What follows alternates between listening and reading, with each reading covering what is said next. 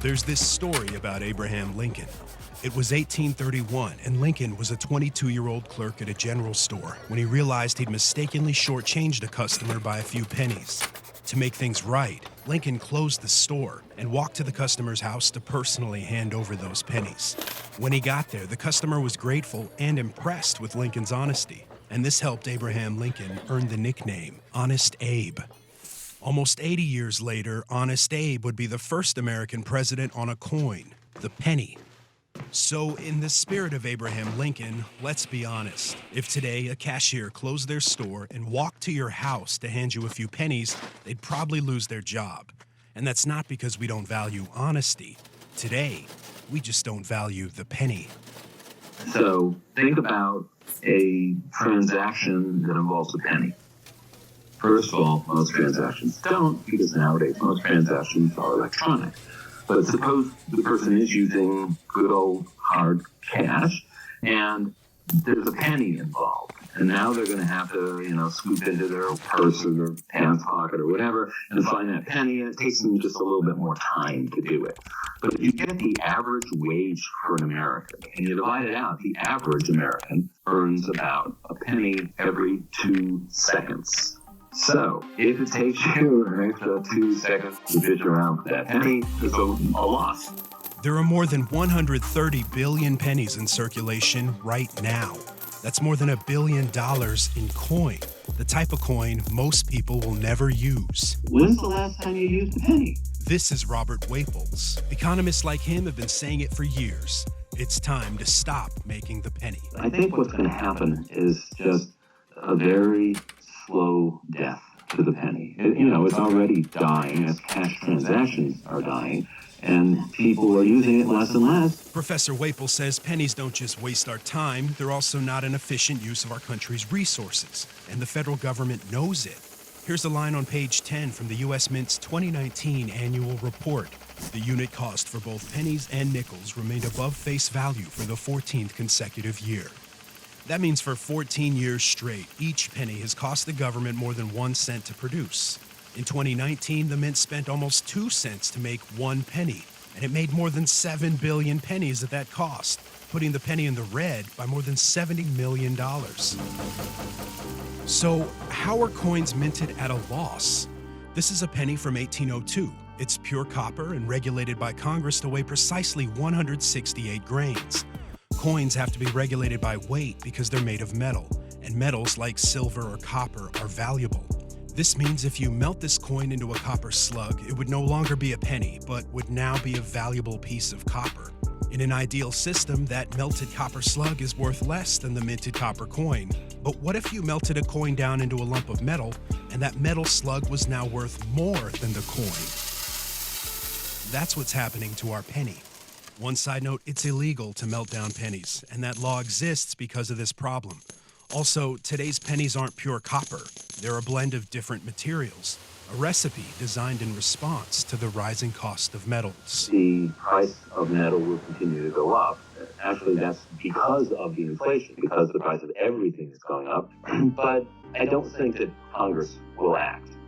They're too busy doing other things. So just slowly, people will stop using these things, and there'll be more and more stores that just get rid of pennies.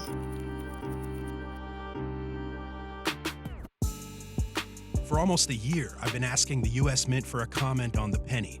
To date, the Mint hasn't provided any answers, only telling me they're researching this issue. So, if pennies are a bad use of our time and natural resources, and the Mint has known about it for 14 years, why isn't anyone solving this problem?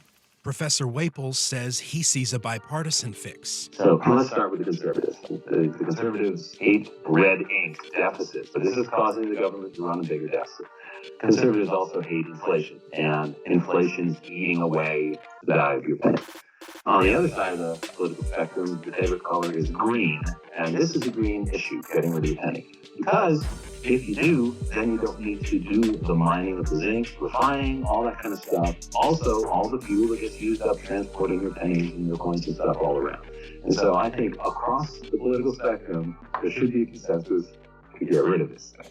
It wouldn't be the first time this happened. The Treasury Department used to issue 2-cent coins and 3-cent coins, but those aren't around anymore. Their cost exceeded their usefulness. And this problem has also affected other countries. Two of our closest trade partners, Canada and Mexico, have both stopped making their 1-cent coins. The Royal Canadian Mint says, quote, "The government of Canada phased out the penny due to its rising cost of production relative to face value, the increased accumulation of pennies by Canadians in their households, environmental considerations, and the significant handling costs that the penny imposed on retailers, financial institutions, and the economy in general." Who uses coins anymore? But if Congress can't solve the problem, it might be solved through technology. This is Joel Comm, and he's interested in a digital coin. Let's face it, we're moving away from physical currency. We have been for years.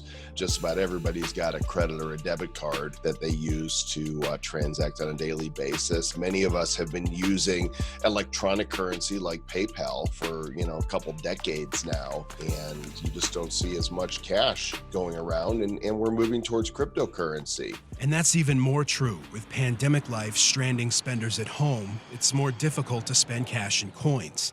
Digital currencies like Bitcoin could eliminate the need to use metals for money altogether. But Joel says there's one thing in the way. In the United States, we have stifled innovation in the realm of digital currencies. There are so many regulations and unknown, unsettled regulations. What I've witnessed the past few years is that innovation is going offshore.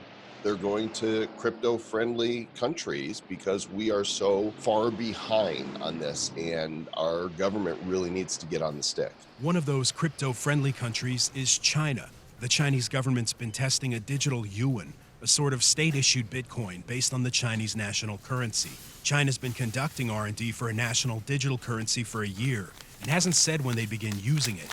But Comm says technology and privacy concerns make a digital dollar inevitable. We're talking about the government creating a Fed coin of some kind to replace the dollar, and it will happen. I mean, it's just a matter of time. It's the kids that are being born now, by the time that they have their own accounts, they will be digital accounts. They won't be handling fiat currency ever. It just, that'll be like, wow, you used to have to carry these with you and hand them to people and they'd give you back change? What? That's so bizarre. So what would Abraham Lincoln think about his coin going digital? He's been on every penny for more than 100 years. More importantly, what would Honest Abe think about losing $73 million a year making coins that virtually nobody uses? That's one of the main reasons I think we still have pennies, because he's such a revered figure. And that and the fact that when you're a little kid and you first see a coin, pennies look different. They are awesome looking. And so, we have that sentimental attachment to them. And Abe Lincoln is a really important cultural icon. And so it'd be sad. If there's a lesson to learn from Lincoln's story, maybe it's the value of honesty, the type of honesty that says losing money while making it is counterintuitive. Or maybe it's more simple, that honesty retains its value over time, even when pennies don't.